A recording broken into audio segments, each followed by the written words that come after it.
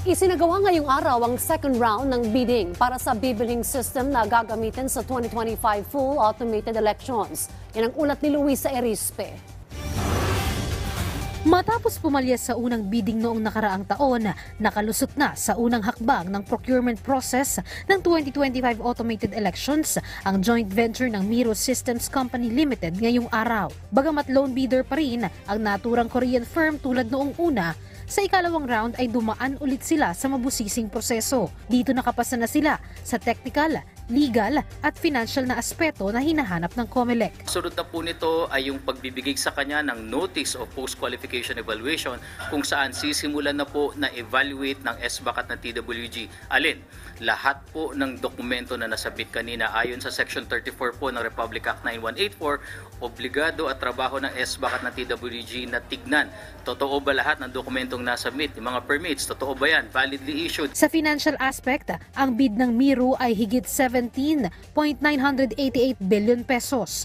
Mas mababa ito ng halos 900 million kumpara sa budget ng COMELEC sa procurement. Mapupunan na nito ang kinakailangang vote counting machines, system na gagamitin, balota, ballot boxes at iba pa. Sabi ng COMELEC, sakaling Miro na ang manalo sa bidding, ang 900 million mapupunta sa savings ng komisyon. Pwede rin itong gamitin sa voters education dahil posibleng mabago lahat ng sistema dahil bagong kumpanya na ang gagamitin at hindi na ang Smartmatic. Ang Smartmatic naman, patuloy na humihingi ng paliwanag bakit hindi pa rin tinanggap ang kanilang pagsusumite ng requirements kahit pa disqualified na sila noon pang nakaraang taon.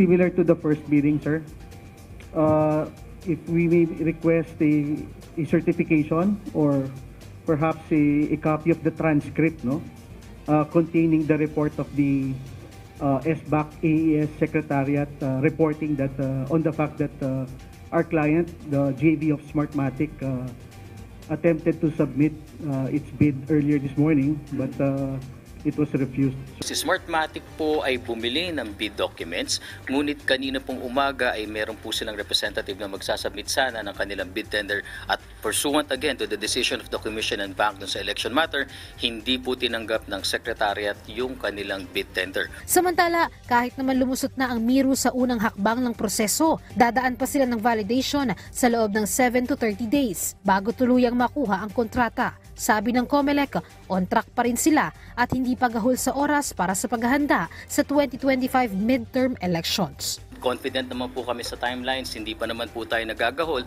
and we still have 1 year to produce, to customize, to test, to evaluate and pinaka-importante po sabi nga namin, pagkatapos ng lahat ito, lahat po tayo maglo-local source code review, lahat po tayo mag-end-to-end testing at pinaka-importante yung international certification. Luisa Erispe para sa Bayan.